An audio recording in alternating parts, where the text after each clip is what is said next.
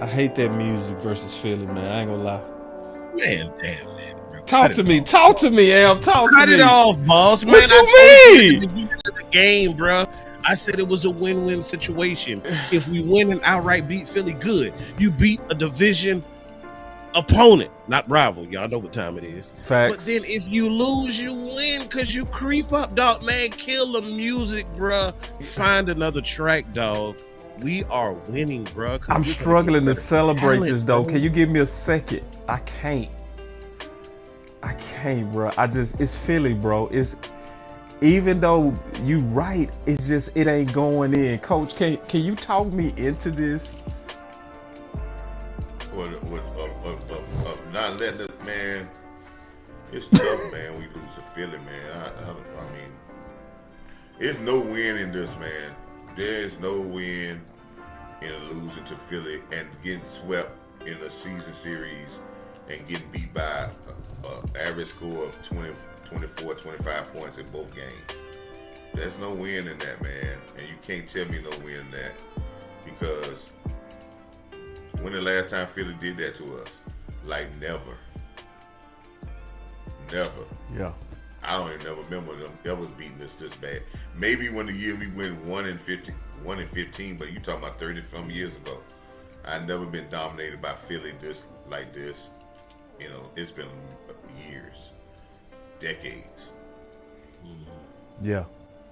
Yeah, man. A.M., you got some pushback? No. I don't. All right, man. I can't wait to get into this, man. I can't wait to really break this down with both of y'all. I hate them with every fiber in my being, dog. Like, I despise them, bro. I would not even use them for toilet paper if it was the last thing left on earth, bro. I would not want them touching my ass, dog. That's how much I despise those filthy birds, bro. Hold on real quick. Today's stream is brought to you by BetUS. 150% bonus on your first deposit and 125% on your next two deposits up to 2,000. Promo code YouTube 150. All right. So, before we get started, man, because actually I guess I don't need this countdown. No, I do need this countdown for a little bit more. What does today's performance do for Mike McCarthy and Zimmer? I'm gonna start with you, Coach. I mean, it doesn't do anything for them. I mean, I don't know. It hurts them in the public opinion. Front office should have made their decision already. And they might not tell everybody, but if they haven't made their decision, they're poor front office. They should have made their decision about what they're gonna do with their coaching staff already. Yeah. Because if they're still in limbo, that just shows how inept they are as an organization. Nobody will wait to the last these games. If they're thinking about changing them, they will already be in the process of trying to bring their people together of what direction they're gonna go. And if they were going to keep them, they would already have negotiation with them and trying to sign them into the extensions, because that's how you do. That's how winning organizations do, or teams will have a tendency to win. So, public opinion is what we're really worried about, boss. Yeah. Public opinion, it hurt Zimmer and McCarthy. Yep. With losing this bad, but front office should already have their opinion, a decision made.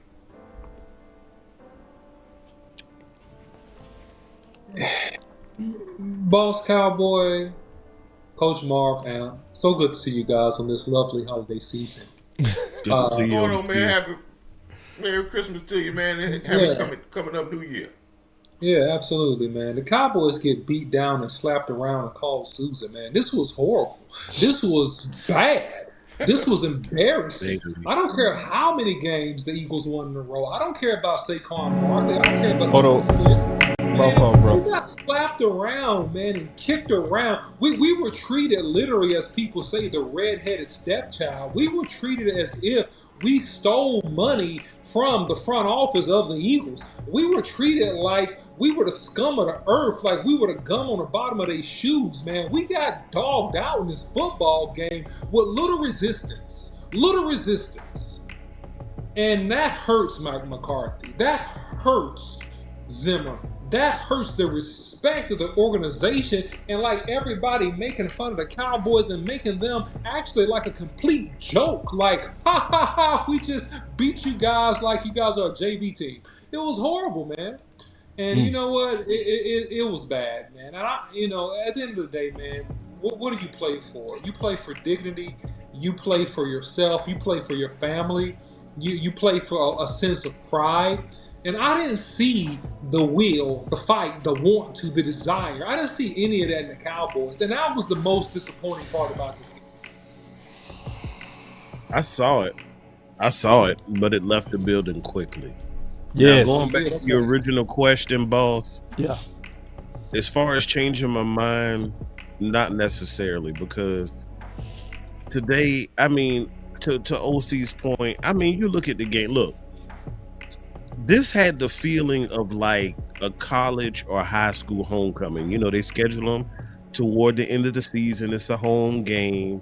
And the Eagles came in here, and not only did they get Saquon the record, not only did their starting quarterback today have to only throw 15 passes, not only did they have 13 completions amongst their wide receiver core and amass almost 200 yards, averaging 15 a reception, and then you had, bro, it was so bad, you had receptions of what is this? Look how bad that 20, 49, and 34 yards.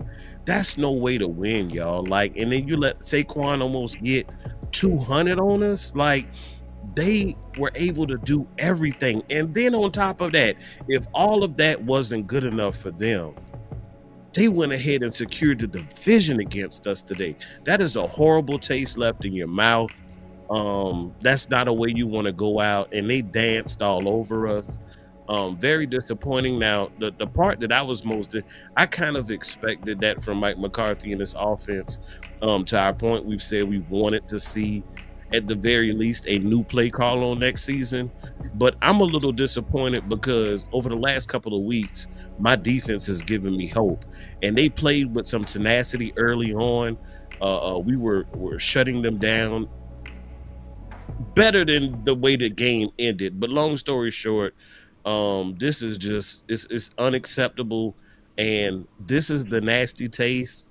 This snapshot nasty taste is what you need to frame and put up in the boardroom as ammunition and as motivation for next season. Like, this is the mark. You need to be better than this group right here. That's what we saw today. So that's the mark you got to press for, because at the start of every season, what do we say is the goal? Win your division. Well, look at the division winner today. That's your example for next season.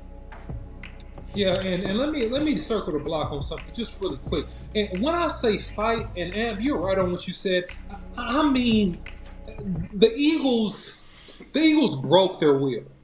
They Facts. broke their will. And okay, when you play a football game, and everybody here has played in the game, thank God, right? So you guys will know what I mean when I say this. There's a time when you line up at the beginning part of the game and you hit your opponent, and everybody's hitting their hardest. And then you hit your opponent again, and that happens probably throughout the course of a quarter, maybe 2 quarters. And there's a point in that game where you hit your opponent, if you're good and you're on your purpose, and you feel them get weak. You feel them not have the same amount of bravado. And to yourself, if you're a real baller, you say, I got. You feel the air coming out of them. You feel it. And it's not something that you can watch on TV. It's something that you experience because you play and you hit you and you feel it. Right. You know that he's going down. You know. That happened to the Cowboys way sooner than it should have happened, and it's indicative of the lack of motivation and tenacity that is needed to be a championship caliber football team, which speaks very, very poorly of Mike McCarthy. And I was actually on the side of thinking, okay, if he gets to 8-8 or close, or 500, because it's 17 games, look, they may probably bring him back on a short-term deal. But when you see stuff like that, it makes the last game extremely critical because you want to see, can you get these guys to play for you? Can you get these guys, even though they're not going to make the playoffs, will they give you effort? Will these guys down their scores? Will they give you everything they got? And you saw some of that the last couple of weeks, but you didn't see that versus a division rival today. And this is a game that you really needed to see it. And that's the part that I'm kind of stuck on. Oh, hell no. I think y'all been a little bit too tough. For real. I think everybody been a little bit too tough. Oh, here you go, guys. Oh. No, just hear me out. Here we go. Oh, see, listen to me, bro. Listen to me. I think Cooper Rush let the air out the bag this game, bro. He let the air out the ball, bro. Like, and yes. See, because this game was weird. Boss, I got you. Let me help. Tag me in. Go. And if you don't slam him, I'm gonna get my tag back. I'm gonna give you some other player perspective too, because I played on the defense, right? So you could be playing with a tenacity and an excitement and an energy, and you could be fighting, right? And you could, win that series and get off the field. Punt team goes out and you sit down. You get you a sip of some of this stuff right here, right? You get you some of that and you sit down and you sit there and you're looking up at the Jumbotron and you see your quarterback on the field and you see him to throw noodle after noodle after noodle after noodle after duck after noodle. You don't think that's going to take your will to win away? You don't think that's going to take your will to win away? It'll take your will. All right. Because see, what was we all saying in the first half, bro? Let's not forget the game flow. We were still praising Zimmer. We were controlling. We got down there easy. Yes. We were moving it. And it wasn't until we started having them blunders and he threw that duck out there. Yeah. And the Eagles players were fighting over the ball like birds fighting over bread at the park. I honestly feel like we was 2 players away, bro. I feel like Cooper Rush and Booth was just the letdowns, bro. Listen, if you could get better play out them two, this game is totally different. Yep. And they were different. To their credit, they were very disciplined in their commitment to the run game. They just kept turning around, handed it off, chipping away. Okay, third down, we need some more yards. Okay, let's spam Booth. And that's what their game plan was. It might have not been when they got to the stadium. They spammed them. They got on that field and saw that. Okay, we'll try to run a little bit. Okay, get the tight end involved. Okay, spam Booth. It was spam Booth the whole game. 2 players, and if bro. he wasn't helping on that end, then it's like Cooper Rush says, hey, let me give your offense another chance. And then you have Rico say, hey, let me give your offense another chance. And then Jake Ferguson says, hey, let me give your offense another chance. Well, damn. I dropped my head too. I guess I'll be with you, OC, because this is a microcosm of the McCarthy team since they've been here. In tough situations, they have not been mentally tough since day one. I told you at the beginning of the season, this season was going to come down to the thing in between the 2 ear holes of the helmet.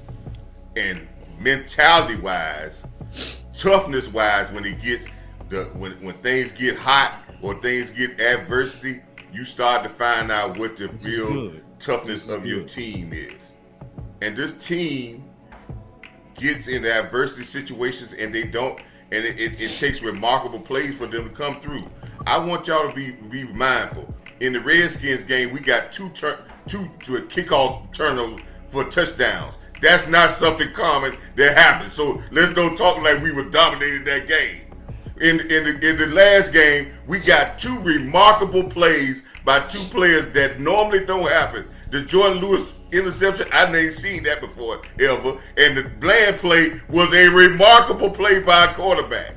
Other than that, when we have adverse situations, we are a reflection of our coach. And every time it gets tight, boss, we have talked about this, and we have talked about this in live streams. When it gets tight, he starts getting nervous. So if he gets nervous, if your leader gets nervous, when your troops start, when things adversity come, you look on the sideline, you see his face, you see us start putting our head down. This is a microcosm of who we are, and we're not a tough football team mentally. And listen, yes, Booth played bad. Cooper Rush played bad. But listen, we put Cooper Rush in a situation to play bad. Duh. We put him in a situation to play bad. So, Coach, we went out there saying he was Dak Prescott. And we didn't run the ball. And then the more he threw the ball, we said last game he had a great game. And then we tried to depend on that this game. And guess what happened? It blew up in our face. Yeah. So, I agree with some of what you said. I don't agree with all because you use some words like every time, and I don't think that quite applies to Mike McCarthy. So, because Mike McCarthy is also the. Hold on, Coach. I didn't interrupt you. I didn't interrupt you, Coach. I let you finish. I let you finish, Coach. I let you finish.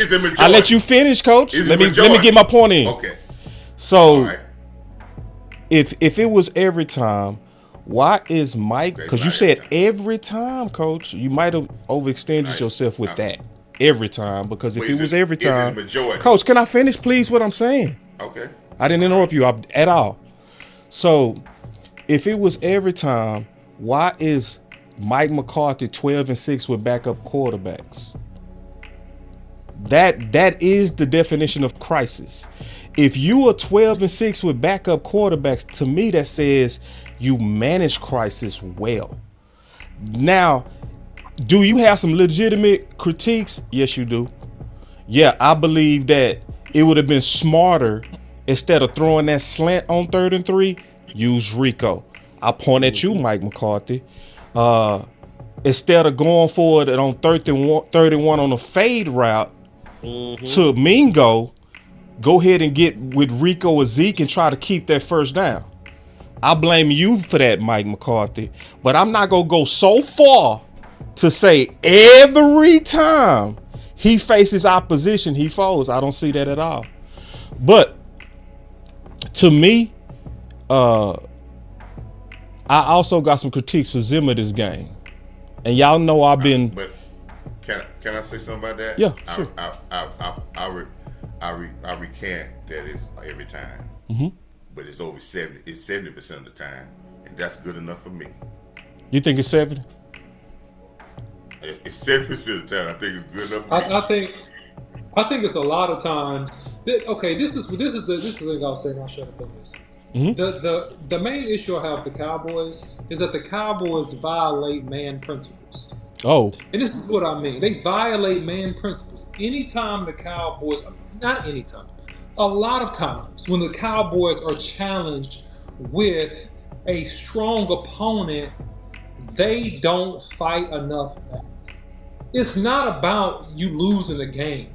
How you lose does mean something. Yeah. Like how you lost the fight does mean something. Did a guy run up and hit you in your mouth? You threw one punch. He hit you, and then you start to curl up, and he start to wail on you. You curl up in the fetal position. Well, you got beat down, right? And so the Cowboys consistently at the end of the season in playoffs the last several years, let me use that, have not, in my estimation, had the amount of fight equal to the opponent they were fighting when it was a good opponent. And that's the issue that I see with the Cowboys culturally, mentally, physically wise. And that's what I see. My boy said, boss, let's look at the teams he went against on the 12-6. Listen, y'all.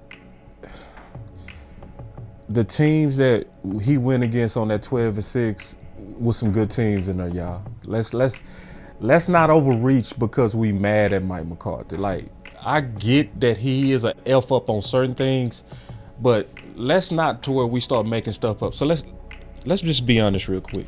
When Cooper Rush beat the Rams, who was the Super Bowl champs, was that little? That was not little. The Bengals wasn't either. Washington 4 weeks ago was not little. Tampa last week was not little. Come on, y'all. We can't just try to act like every team that the backups won against was weak. See, that's what I mean. Sometimes we overreach because of our dislike for Mike McCarthy. All I want us to do is be balanced in our analysis. We can still want him gone without lying on him. Like, we can still want him gone without making up stuff on him that's not true. It's like, you can talk about the dumb stuff he does and make that case without like totally throwing everything that he does in the trash. That's not fair. That's not good faith. That's not honest. And I'm not gonna ever do content like that, ever. Was the offense did real well in those games? But see, Coach, we can't do this. We can't say. I'm just saying. No, Coach. We can't do this. We can't be like Coach McCarthy is the head coach, but when they win, he not the head coach no more. So it's like, if it's him, if he the head coach over wins, he needs to be the head coach over losses too, or the head coach over losses needs to be the head coach over wins. Like, we can't take it away from him when he do a good thing and be like, how did the offense go? How do you think an offense gonna go when you playing with backups? How you think it's gonna go? It's gonna likely be way worse than when you had Dak Prescott. Like, any backup in the league is gonna be worse. The question is, did you pull it out as the head coach? I agree with you on that. I just didn't hear nobody saying about Mike McCarthy last year when his defense gave up all those touchdowns in the playoff game. Nobody said Mike McCarthy was the problem. Let me ask A.M.P this. I've been quiet. A.M.P. Is Mike McCarthy's leadership strong enough and good enough to make the Cowboys a championship team, in your opinion? Is his leadership good enough? I didn't catch that last portion. Is his leadership and his execution ability good enough to make the Cowboys a championship team? Because that's what everybody really wants to know, in my opinion. This is why people get mad, right? They may have misplaced judgment, misplaced aggression, but people really want to know, okay, are you really that guy? Because based upon what we're seeing, it looks like you're probably not that guy. But we'll say you, and we'll say you. Man, that's a hellified question. I know you can handle that. That's why I asked you. So when we look at this question, we have to, and as currently erected, this current team, right? Not what it could be or what we might get, just how we are currently. You can go wherever you want with that. Go wherever you want. It's up to you. So currently, I'm gonna say yes, he does. Because to the point, I think we're missing in some other areas that we aren't being honest with. It's getting better, but I think your lack of leadership from your players is what's making the difference. Because as good as Jimmy was, Jimmy still needed generals on the field. The way Mike is, cool. I would love a lot more from him, but I would love a lot more from my players too. Like, yeah, I saw CD grow up this year. Yeah, he played through a little injury. I saw Michael mature a little, I'm seeing some other players kind of step up, even with having pieces removed and luxuries removed, but those players need to step up as well, because I still have etched in my memory how Michael Irvin was on the field, how Troy Aikman was on the field and on the sideline, how Dion was on the sideline. The list goes on. I don't see enough of that. So to me, honestly, I need everybody really in general to step it up. Mike has enough, but Mike ain't gonna be able to do it by himself. I want to get Mike is not the coach who can will you by himself. Nah, he gonna need some help. Yeah. But you open, before you go, boss, just really quick. You open up a can of worms in your response to the examples of a player such as a Michael Irvin. Okay, that brings up a second, and these are legitimate questions by me, by the way. I don't know if they legit. I don't know. No, I think they are legit. Because then the question begs, Boss Cowboy, and this one is for you, Boss Cowboy. I'm listening, bro. I'm listening. Okay. It better be good. Does the Cowboys culture allow for the type of players that can lead in today's NFL. Because you had Jimmy Johnson picking those players. You had Jimmy Johnson getting the Leon Letts, getting the Nate Newts, getting the Michael Irvins, getting the Emerson. You had Jimmy Johnson picking those players. But today it's different. A lot of these players and the choices are, some are Will McClay, others are manipulated by the decisions and the desires of Stephen and possibly Jerry Jones. So do we have the bandwidth culturally to get the type of player that can lead a team if the coach is not even on the level they need to be on? No. That's what I thought. When your front office when your front office admitted 2 weeks ago that they have meetings after every game about player personnel, that's telling your hands are tied. So that's why, in my opinion, that's why we saw the same thing. Not even with just Mike McCarthy, we saw with Dan Quinn, we saw with Zimmer too, right? Where Zimmer had to basically beg for DTs, and they brought them things in late. So it's always gonna be a mix of no head coach is gonna have independence here. That's why it's more, and to me, who gives us our best chance. That's to me, that's what it's about. Who gives us our best chance? Because if we look at these coaches like they're in a vacuum, that we need this leader to come in that's gonna do this or do that, that's gonna shift the culture. Jesus Christ is not coming to this team. Yeah, but you got to think and really be critical thinking as it relates to what type of coach that could fit in the parameters, in the box that he'll be in. Because he'll be in a box. Whoever it is, he'll be in a box. He'll be in the Cowboys box. All right, what caliber or type of coach can get the best out of the type of players that the Cowboys will give him? Is Mike McCarthy the guy to get the best out of the current type of Cowboy players that he has? That really begs the question. Is he smart enough to put you in position? Number one, let me back up. That's the first question. Is he smart enough to put you in position and to run the organization? And can he get the best out of these players, man? That's, to me, those are the two main questions. I think no one can. I think he's one of our better options. Okay. Now, if I could divorce front office out of this, he's not our better option. He's not. If I could divorce front office, no, he's not. And I still, even today, will put Pete Carroll over him. I would still, to this day, want Pete Carroll right now over him. I would do it yesterday. Yeah, I would take Pete Carroll like that over him. Now, somebody else coming in here, Ben Johnson, hell no. Now, I see the benefits of Ben Johnson in terms of the play calling, but you gonna bring a new coach in here to deal with Jerry and Steve? Okay, good luck. Unsullied. Yeah, good luck. Yeah. You go trust a new coach to staff up the whole organization from scratch? Oh no, good luck. Like, I love your play calling, but what's your play calling gonna do to replace Al Harris? What's your play calling gonna do to replace Paul Gunther? Kevin. Yeah. You know what I'm saying? Linda Wells, what's that gonna do? Right? So it's like, I see more potential harm from an overhaul than a tweak. I want some tweak. We might not agree on the exact tweak, but I think a tweak of some sort is better than an overhaul.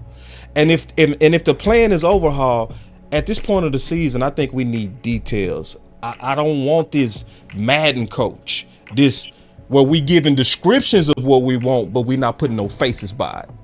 Like people are doing on Madden. We finna give this player an all 99. Created coach. Yeah. A created coach. That person don't exist. I need you to put a name by this person, and at this point, I need you to start talking about the staff of this person. And their credentials. Well, I want to say this, man. Jason Garrett did 5 years, and we tweaked his staff. We tweaked him with another offense coordinator, then we took the play calling from him. And then we tweaked him with another offense coordinator, and we tweaked, and it got us nothing. It got progressively worse. So we can continue tweeting, and doing like what Other organizations would, if they felt that their talent, that they had drafted enough talent, if they felt that they have put some talent on this field, young talent on this field, and you have not produced and gotten it to the point where you needed point, other of those organizations would pull the trigger, and they would have brought in another coaching staff. I can understand what you're saying, but we're tweaking a guy that we can say he can not be the offense coordinator, and you can say, well, we can bring an offense coordinator in. What good is he as a head coach if he's not running the philosophy he wants to run? But that's everybody though, coach. That's another. What coach will come in here and run his whole thing independent? Can you name him? Who is that? Any person got a head coaching job, man. You think any coach? Listen here. They're running his philosophy now. Listen, no. Coach. Whose philosophy is this? Pass happy. It's a mix, and it's not just the pass happy. And pass happy is not always bad, coach. You didn't complain about it last year. You tried to Detroit game, but you end up being wrong. And then you complained about it at the end of the season. After it worked for most of the season, so was it really the pass happy? You ain't gonna put that on me, boss. Boss, you ain't putting that. Let's pull up the You complained about it, coach. I talked at the end. All year long. No, you did. I did every watch party with you, coach. You did not. I talked about it at the end, and I still say again, he didn't have his team ready to play against Green Bay. Oh, no. We weren't talking about the playoffs. You but just we want to talk about. No, you switch. You try to switch it, coach. You try to switch it. That ain't gonna work on me. You listen. If you're talking about regular season, you can't just switch it down to the playoffs. Man, I can't. But then we can do that too. Whatever you want to switch it to, I can play that game. But no, coach, what you're doing is you switch it. You do that a lot, coach. You like to switch. Because see, no, let's take it back to what you originally said. Let's say facts. Let's say facts. Let me say this fact. I'm gonna say this. Hold on, coach. I appreciate both of you all, and I appreciate both of your opinions. I appreciate both of your viewpoints, but y'all know, and I feel like I am well within my right to do this as a stakeholder in Boss Cowboy Sports. We gonna do this the right way.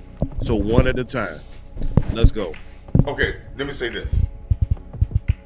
If we want to say that I was with him or not with him, but let's state facts. We did a campaign, a hard campaign, to get rid of Kellen Moore because we said about what Kellen Moore's style was. And we're still putting the trust in that a guy that we got rid of, Kellen Moore, did the exact same thing Kellen Moore did that we got rid of.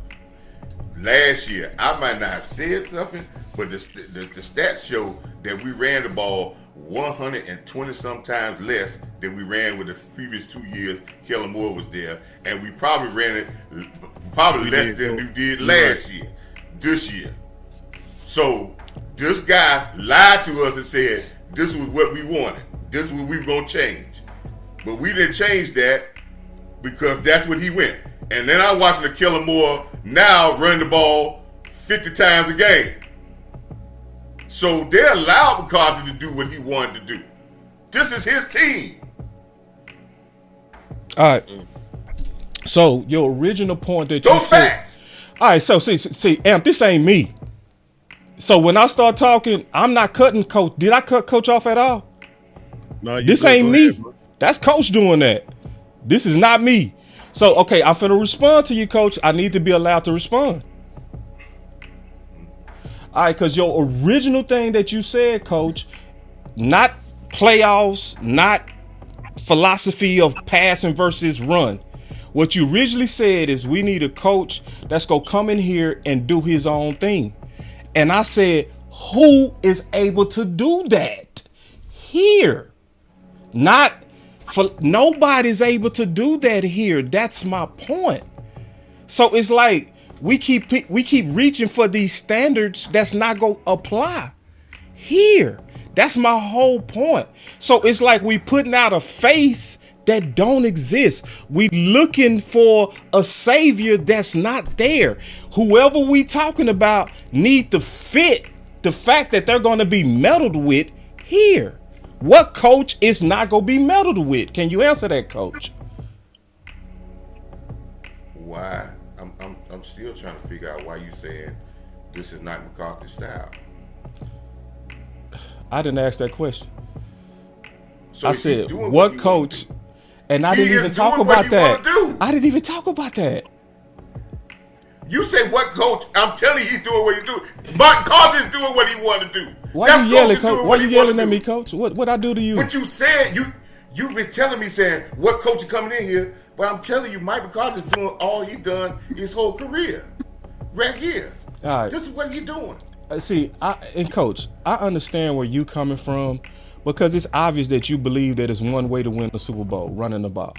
It's pretty obvious, and that's been disproven too. No. See, because you keep making cases. Now you saying that I'm No, coach. I'm just a ready. Yeah, coach, because that's the case you just made. You talked about the case of how many times he threw the ball or ran the ball. We didn't talk about time of possession where he was third. We didn't talk about his offense being number one, did we? We just talked about his style. What's wrong with his style last year if his style was third in time of possession, which you like, and number one in terms of touchdowns and yards? What's wrong with that? Like, why we knocking that? What's the problem with that? Now, if you want to make the case, what's he figured out? I'm going to rock with you on that. But I'm not going to rock with you that he was a failure last year when he was not. I'm not going to do that. Nobody can say that in good faith because that's not true. Ball, shift off me for a second. All right. I just think in the bigger games, his offense did not show well. Last year? Miami. Yeah, the bigger games. Yeah. Well, I felt like he put 35 points in that playoff game. And that was a big game. And that was his offense. And his offense is finesse. See, if we say that, I agree. I agree. If you say finesse, I agree with you. If I say you can't really establish a physical presence, I agree with you. But if you say pass, you can't win a Super Bowl with a pass-happy offense, I don't agree with you. Because there's too many teams that have done it. So it's, to me, about if it was Mike McCarthy as the play caller, how would we make him have success with his style? If it was him as the play caller. To me, that would be my way about going about it. See, I think the frustration is coming from, in the argument, the frustration is coming from the unknown. And the unknown is how much control does one individual have over a certain aspect of this team? Yeah. How much control do Jerry and Steven insert into the team? How much control does the head coach have? How much control does the OC have? How much control does Will McClay have? And see, that's what we don't know. So we really don't know. We really don't know who's responsible for what in totality. Now, based off of the evidence that has been presented and the clues that we have tried to put together over the years, we have a strong idea, but we don't know. So to place complete blame over any one individual would be foul on anybody's part, because again, you're doing that without all of the information. So I think what we want, this is the other dynamic of the argument. What we truly want, what Cowboys Nation truly wants, what Coach Marv truly wants, what Boss Cowboy and the OC truly wants, we can't get it. Right. And the reason we can't get it is because Jerry and Steven won't let us get it. They made that decision a long time ago. So we get frustrated. We get in arguments and disputes with one another because we can't get what we want, what we desire, what we feel this team really, really needs. That's where the real frustration comes from, because it's like, damn, we've watched this movie replay over and over again, and it's like we tired of seeing the same damn ending. Can we please get some new actors in here, please? Can we change the scenes up a little bit? That's where the frustration comes from. For me, I know for definite. Real quick. Yeah. Hold on real quick. I got you. Oh, see, I promise I'm be quick. He said, I think it was more on Dak of overcoming non-creativity.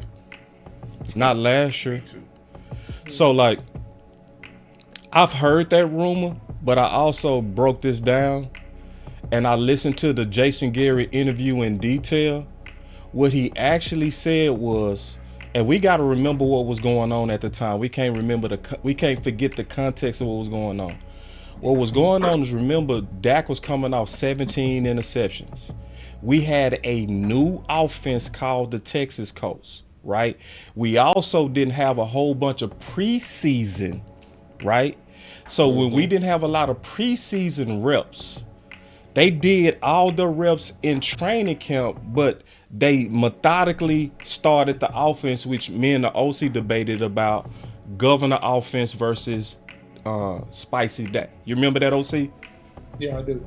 So, and I was saying I like the governor offense. It just wasn't effective in the red zone. Because if you remember correctly, Mike McCarthy's offense in the first 5 games, even while it was struggling, was number 1 in 10 play drives. They just wasn't finishing good. So Dak said in that interview with Jason Garrett, he said he went to Mike McCarthy and said, we need to do what we was doing in training camp. So Dak didn't overhaul the offense and just all of a sudden start play calling. That didn't happen. What happened was they went back to what they installed, which means it was still Mike McCarthy's offense. They just went to the vertical form of it and it worked. That's the truth. It wasn't that Dak was like, this offense dumb, let's get away from it. I got this brand new offense that I'm just finna just lay out after the bye and it's gonna work. It didn't happen like that. So highlight Lou's which comment one? real quick. Which one? The most recent one about reverting back. I think that's a great point. What do you mean? But why did he revert back to square one? So we took some leaps and bounds last season with the offense, right? They tweaked things in that bye week or whatever, and then when we started the season, it looked like we were starting back from square one to the beginning of last season. Yeah, I mean, I put it like this. I feel like Mike McCarthy, I think it's a lot of this can be true. Like, in terms of Mike McCarthy figured out, I think it's some truth in that. And I know defenses is going to always study the number 1 threats. If you look at the trends, it also wasn't just the Cowboys that got figured out. Who else got figured out? Miami. Really did. Yup. And who else got figured out? Kansas City too. You know, so if anybody is saying that as a play caller, he's figured out, yeah, it's some evidence of that. Yeah, I agree with that. Yeah, let me jump in and go back to something that A.M. said that's important. I do think that we have enough context clues to figure out most of the pieces of this puzzle. I think that the Cowboys micromanage to the degree that they can. In other words, they want as much control as they possibly can have, aka the player personnel meetings every single week, right? But the Cowboys executive team, they don't know football as well as a high-level football coach. They still don't. They don't know the game as well. So as much as they can manage in terms of, why don't we do this? Why don't we do that? They want to be involved. But when it comes down to the game itself and calling plays in game, Mike McCarthy is making those calls. That's mine. Yeah. He's calling that game. Look, he's calling that game. Something else I think we got to look at too. Hold on, he won't finish. Oh, my bad. Yeah. I'm sorry. No, it's all right. I'll be done in 1 second. My bad. Also, you good? No, you're good. You're fine, bro. No offense taken. So look, also in game, right? Our defensive coordinator Zimmer, the schemes, the ideals, the inserts, the packages. No, look, Zimmer is making those calls. The calls that they are not making is the pressure to play this player over that player. Getting certain position players in the building, right? Right. The decisions to sign a player now or make him play out his contract, right? They're not involved in those decisions. But the in-game stuff, I think we need to have clarity surrounding that for proper evaluation. No, that's them. They're making those decisions. Now they're gonna answer for it later. They're gonna change based on feedback, but they're making those initial decisions. Yeah. Go ahead, Al. I think something else we got to look at too, and Jerry Jones admitted this the other day. He said, think I got a little too far over. Well, we got a little too far over our skis, right? As far as the offensive lineman is concerned, and they pretty much thought that they were going to be plug and play. And I think also what we witnessed, and I asked that previous question to kind of come to this conclusion. They weren't confident in the O-line at the beginning of the season. And I think we all will admit that the play of the offensive line at the beginning of the season left a lot to be desired.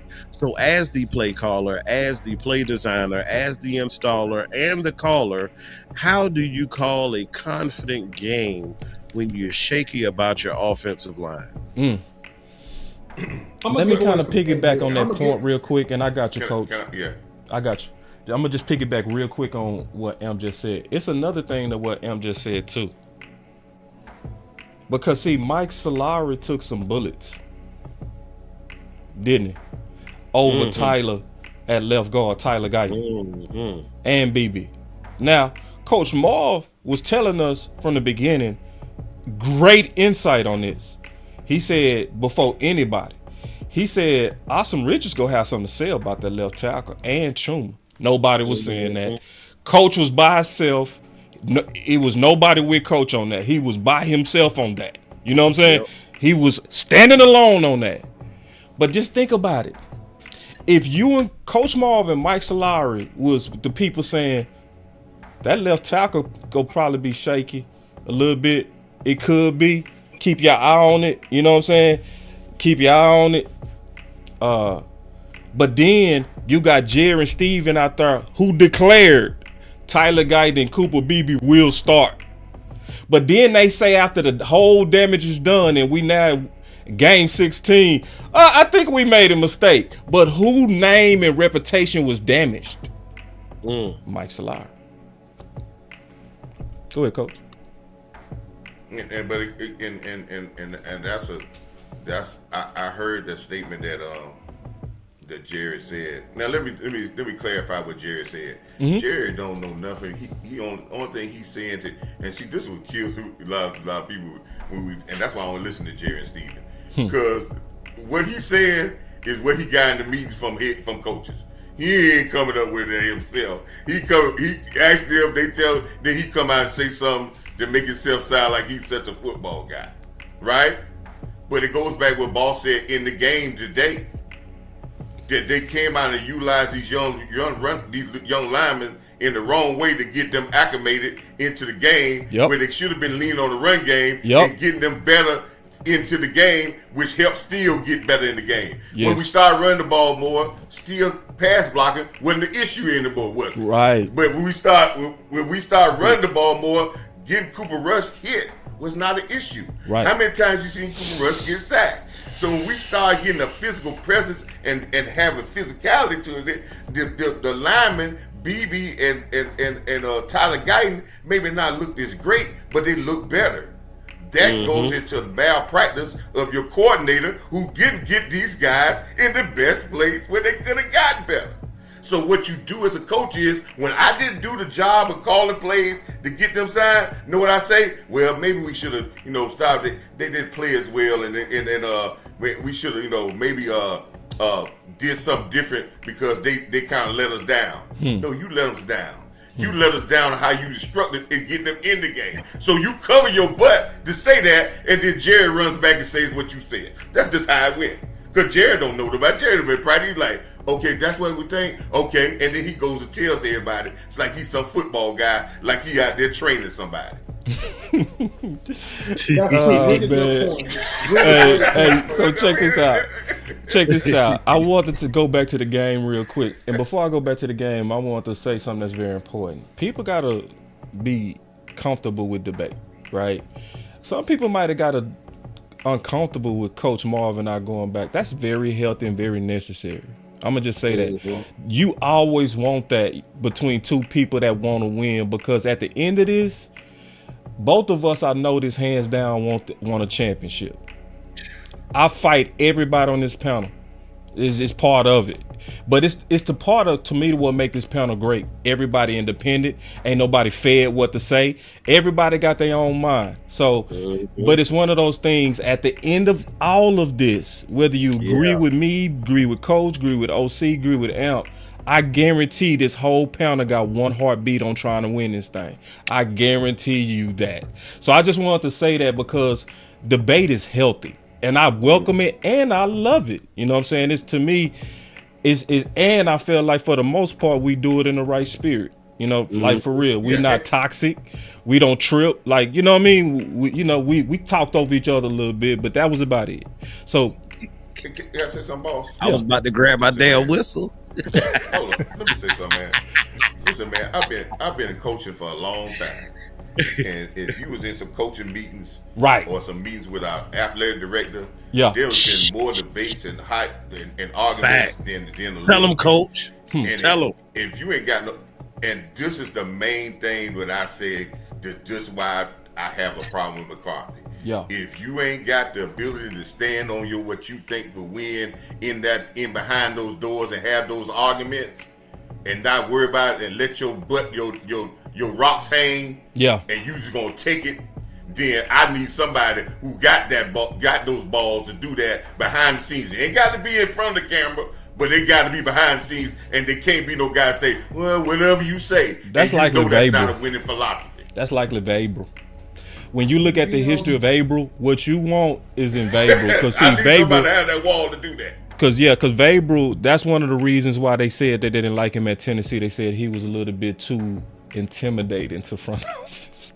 See, that mean he had some run-ins with them. That if you read between the lines, that really mean he had some run-ins where he was flexing. It's good, man. Yeah. And he probably made their front office uncomfortable.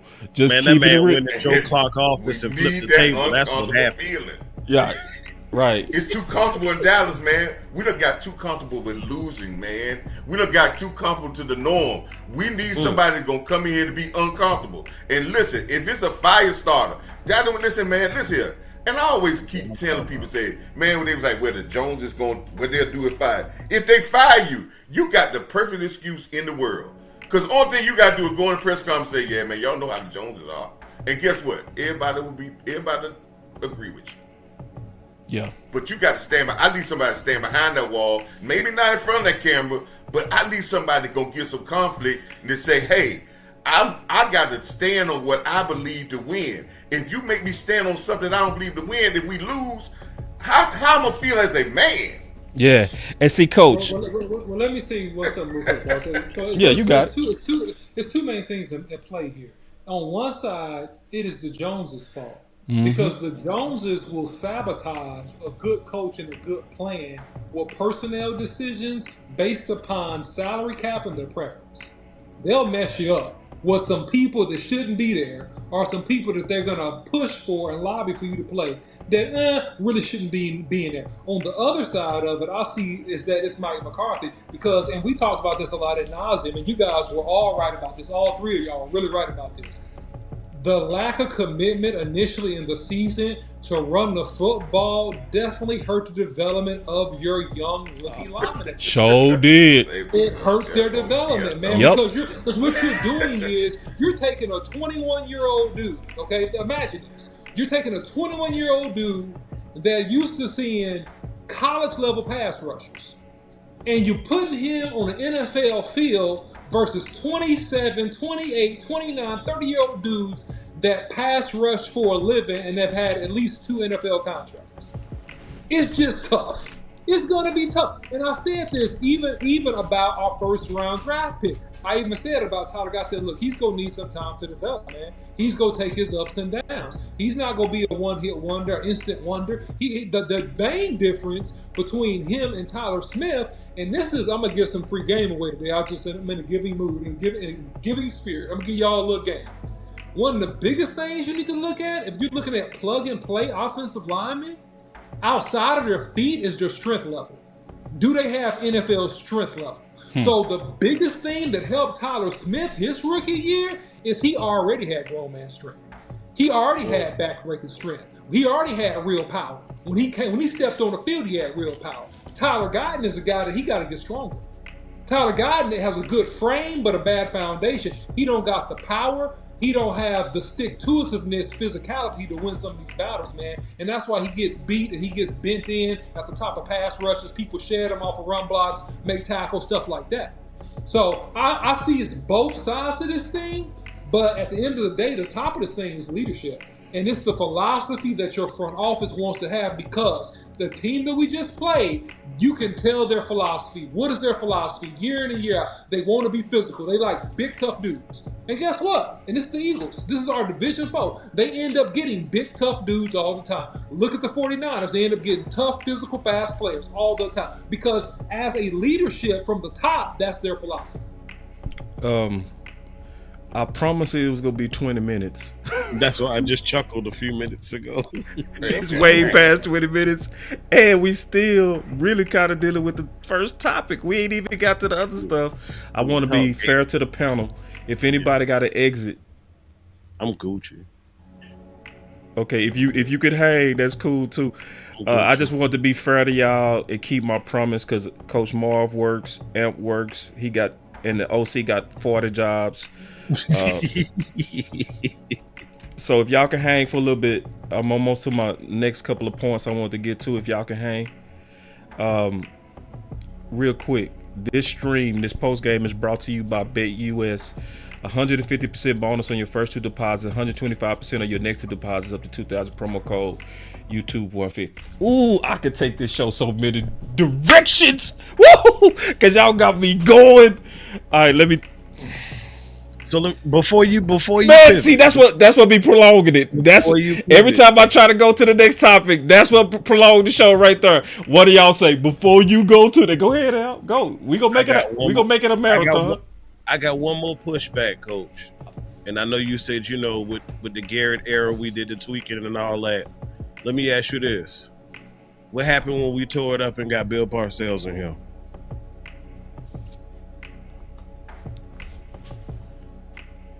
I remember 0-2. I remember 0-2. When we flipped the script, 0-2. I'm talking about 0-2 as far as the record, playoffs. He had some good regular season success, but we ain't doing nothing in the playoffs under his tenure. And I'm saying that. Yeah, but that was a situation where they tore it up and they went with the guy. They went with the guy.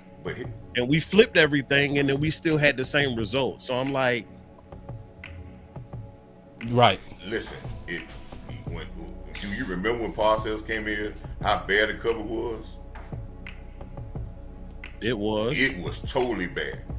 He took a bipolar quarterback and won the division, and then he took Tony Romo won it. Listen, man, the cover they were 5-11 3 years in a row before Bill Parcells got here. So that's a different story if you bring somebody now with this cover that we got now.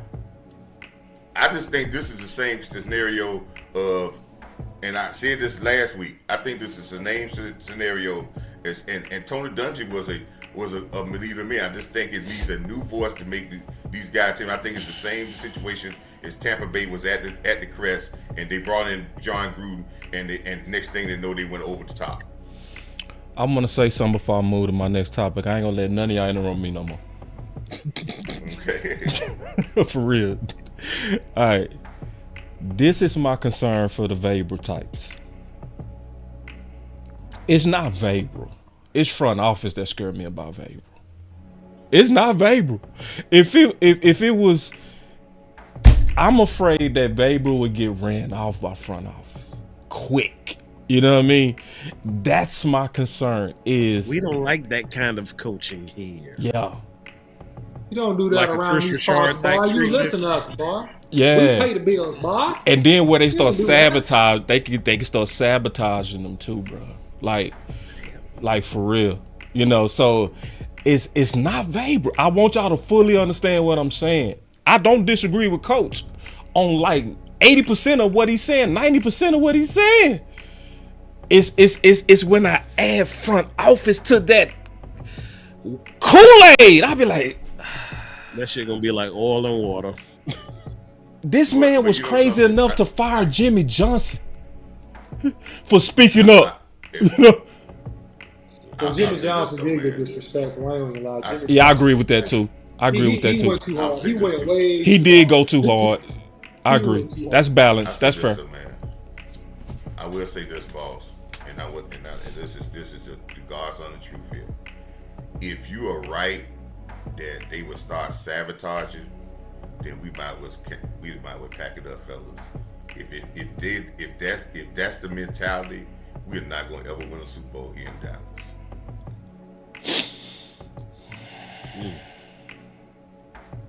Yeah.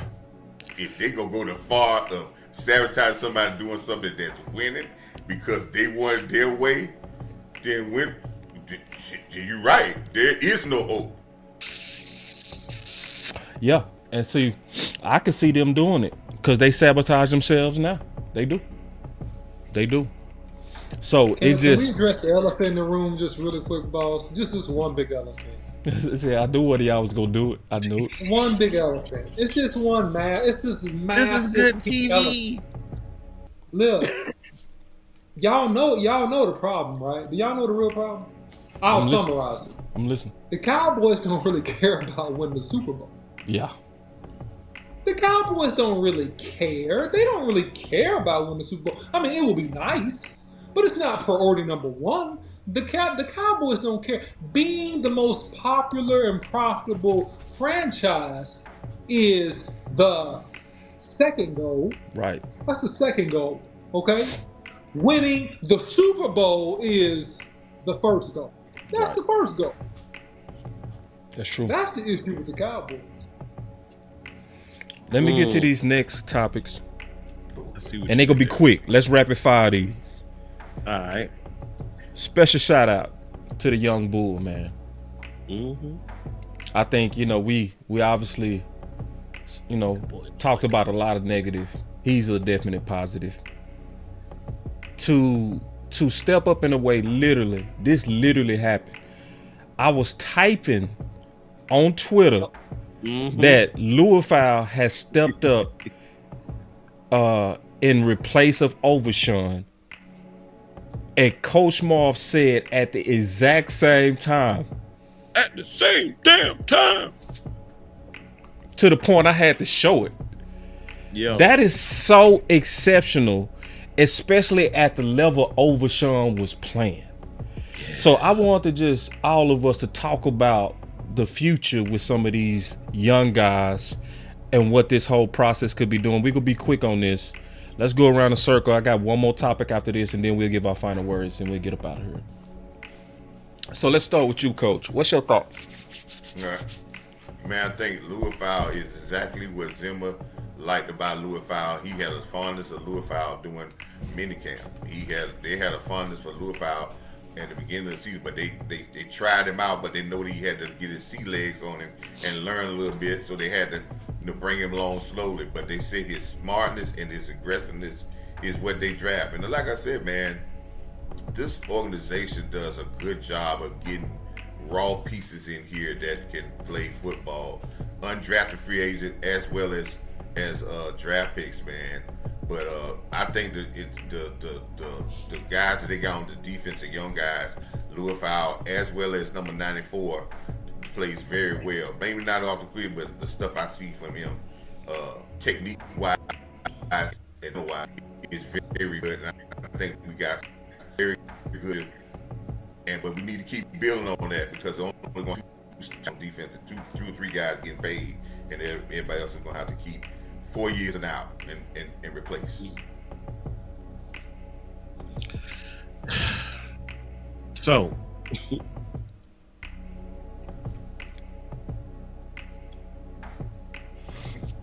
that dude there, man, I can't say enough good things about him.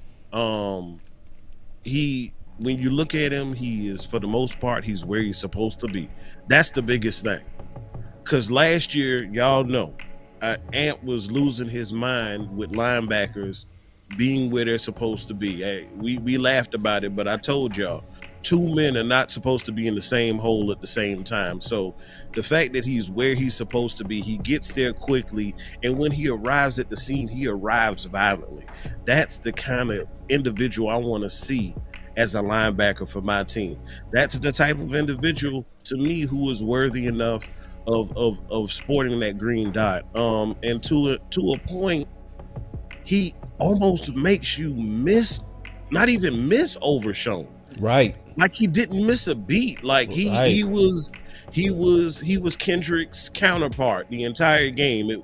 They were a nice fluid tandem, the same way we saw with Overshown. Their skill sets are a little bit different and their violence is a little bit different, but both great in their own right. Again, speedy recovery to Overshown, but this guy Leofound, man, we need to add some more. I still say we need to invest in that room this offseason, especially considering you won't have Overshown at your disposal. I'm cool with Kendricks, but I think Kendricks needs an insurance policy just on the health aspect. Yeah, I'll keep it quick on him, man. Look, I like young players that are smart, that are physical, and, man, they're quick to get to the hole, man. They're quick to get where they're supposed to get. And that's what he is, man. He's smart. He's physical. He's coming there, really to try to lay wood on you and try to knock you out if he can. And he's where he's supposed to be in terms of, like, his run fits. So good job by him, man. He has a great upside. And this is my last topic before we give our final words on the post. I feel like Zimmer let us down a little bit. Just a little bit. Just a little. I want to be balanced because the effort was good. We was bragging on Zimmer on the first half. What I didn't see, and I'm like, why? Why was Booth in there so long? Mm-hmm. That was unlike him. Like when he clearly getting cooked, and you got Pride, right? You got Israel. You got other options. I just didn't understand that, I feel like also he was put in a lot of bad situations today. He was. And I would also say the run defense in the second half did regress. It did. They beat us up in the second half with Saquon. But we also dealing with one of the biggest, best offensive lines in the world. So I just wanted to get y'all thoughts on that. We go do the same thing. We gonna go in reverse this time and get y'all thoughts on Zimmer's and his performance this game.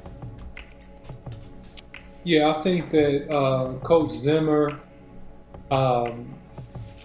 could have done some things better, but then there were certain things that was out of his control. Okay. The personnel of Philadelphia was out of his control. That was out of his control. So it's only so many plays you can call, right, when they're just physically mauling you. It's only so many coverages you can call, right, when the dude is just faster than the DB. He can just run past you. Right. It's like you can cover 2, cover 3, cover 4, cover whatever, cover 10.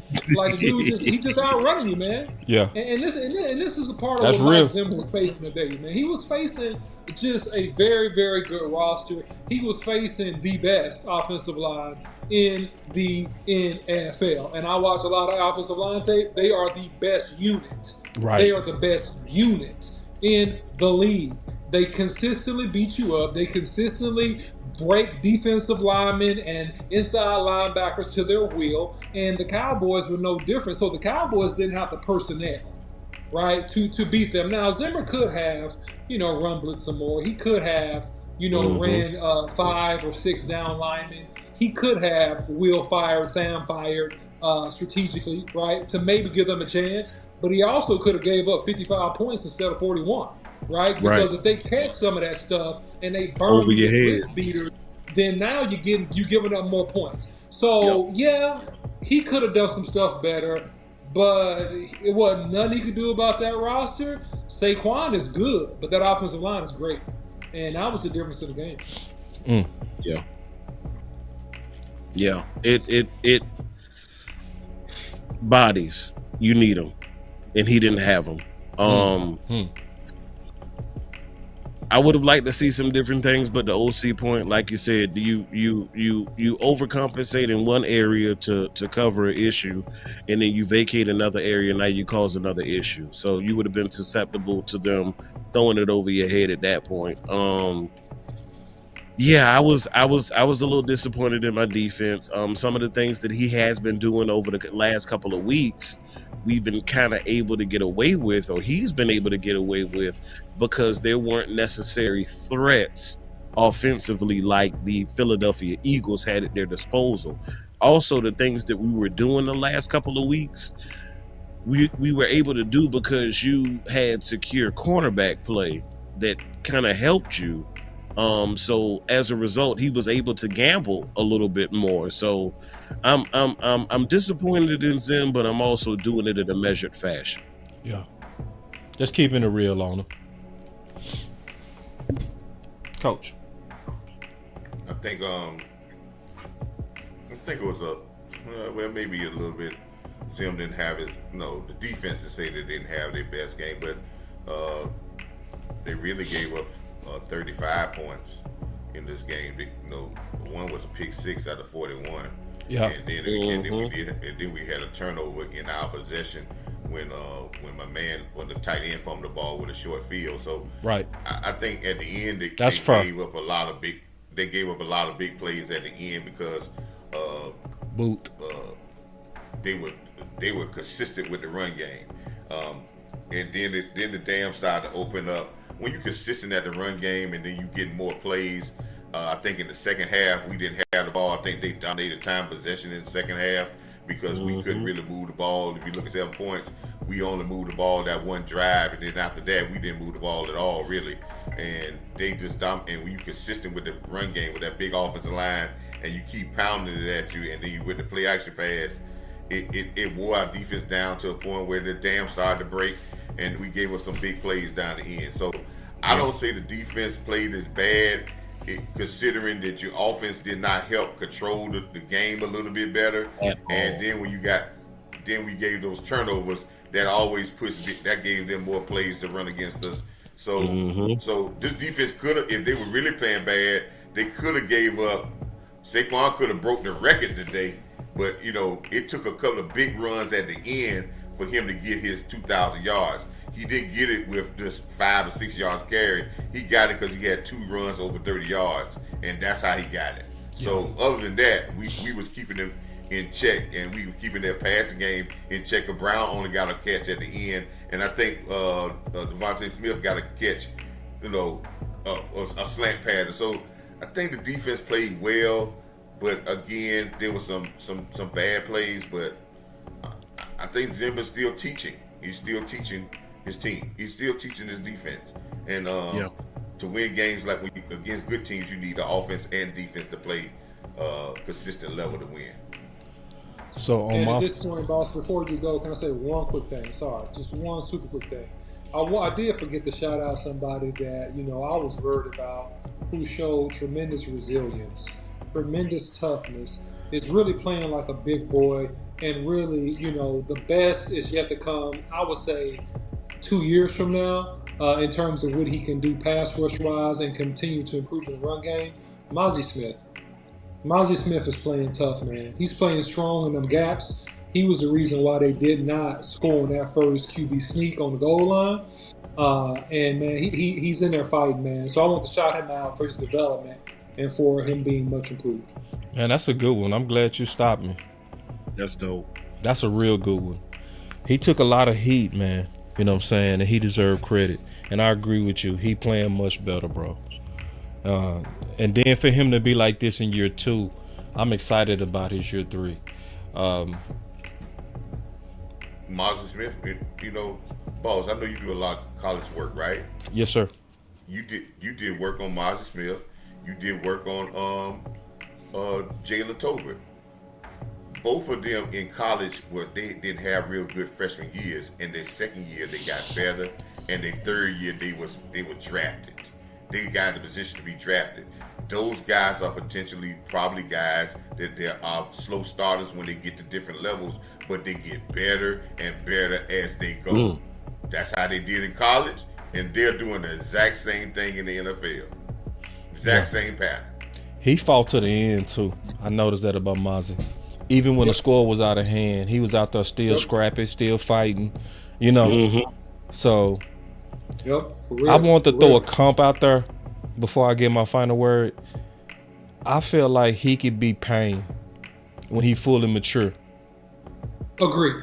Really good comp. Great comp, boss. Love the comp. For real? He just has to develop a little bit more hip fluidity on playing on the shoulder pads of guards and centers. Just a little bit more hip fluidity so that basically, because he's powerful enough to jackknife you, but he has to work his hips and his hands to really pull his body through, and then that will create, 6 to 7 sacks a year for a dude like him, along with what he's doing, being super strong at the point of attack, and as he gets better shedding blocks and running down the sideline, running down the line of scrimmage, left and right. Yeah, but he has to work hard on that though. He got to clean that part up, but he has the potential to do it. If I'm still doing Bet US as a sponsor next year, I'm a bet on a crazy year for Mozzie next year. I'm gonna take that bet. So. One other thing he needs to work on, he needs to be in tip-top condition.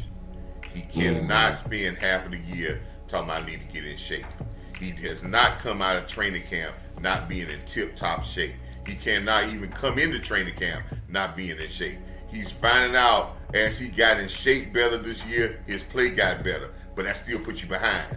So he got to come in the door saying, I can go 70 plays if I got to go. Yeah, love it, Coach. And I'm glad y'all agree with Payne. I thought somebody was gonna say I was crazy. No, I can see it. And if you get like, especially if you watch how Payne been playing lately, man, if he end up being Payne, bro, we gonna be nice. We gonna be nice at that DT. But anyway, let me get my final words and say this.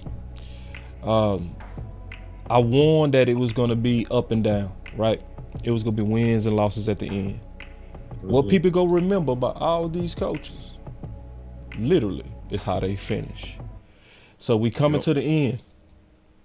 This was a bad one to finish on. So, not all, but a lot of the credit that you was able to reserve and build, you gonna lose some of it this week. But if you get dog walk next week, ain't none gonna save these coaches. Ain't none gonna save these coaches. Because to me, that's the last thing people remember, and that's what the pressure is gonna be from the public. The public is gonna be about how these men finish. You cannot Zimmer, you cannot McCarthy, you cannot have this type of game next week. Win or lose, it better be competitive, it better be smart. It better be full of common sense. That's my final word, or you out. Go ahead. Right. Go ahead, El. Man, I got some inadvertent smoke. The smoke said that was a good comment, boss. Nonetheless, man, hey, I like it. Finish strong. Yep. That's what we want. It couldn't it be? Normally, y'all know A.M.P is long-winded. I can definitely go with the best of them, but I just want to see this team finish strong. You know my motto: good, better, best. Never let it rest till your good becomes your better and your better becomes your best. Until next time, Cowboys Nation. Y'all be blessed. Man, that smoke go hard. Hey man, listen man. Hey, it's always to have, good to watch a football game, man. But I just want to make two major points, right? One, it's amazing that a guy like Kellen Moore can come on a head coach and he says, I don't care about your pass happy stuff. You're going to run the football here. And he falls in line with whatever his head coach says and what his organization says. And he puts his ego aside to say, hey, we're going to do what's best for this team. Yeah. The second thing is, that's true. I would say this about this Cowboy Nation. I've said this before, and I think we have always said about this organization, they give credit to where they're paying the money to. That's right. Well, I think we should clamor, and this is why one of another reason that I'm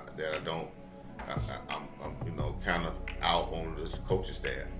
I want us to clamor on the table and say, if we're putting all this effort to cheer for you, and we're the biggest cheering organization, we got the most YouTubers in the world, and we doing all this content, all this work because we are dedicated Cowboy fans, you should have the highest paid coaching staff and the best coaching staff in this league, because there ain't no salary cap. And if you don't give us that, that's like having a store, and they don't give you they're the best store in the world, but when you walk in the store, the floor is all torn up, or the janitors ain't cleaned the place up. You gonna say, hey man, we put too much money in here for us not to have the best people running this place. And I think we should clamor on the table. If you want to get a coaching staff, pay them what they're worth, and then you will have a problem trying to cease them being quiet because they're getting paid well. If you're not getting paid well, they'll do all that kind of crazy stuff to you. So we should push for that. We push for that to get paid. We push for Mike Parks to get paid. We push for CD Lamb to get paid. We need to push to say, hey, we're tired of having the lowest paid coaching staff in the league for the last 15 years. And the others were the ones who paying their coaches, they win the Super Bowls. That's where I think we need to push this off.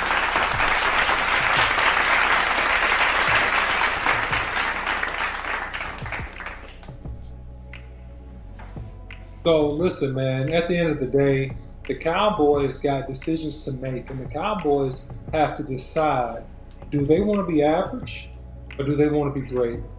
And if they want to be great, the Cowboys, after this next week, they're going to have to make some significant changes, not just on coaching staff, but they're going to have to upgrade their philosophy and their approach to the game, into how they want to construct a roster.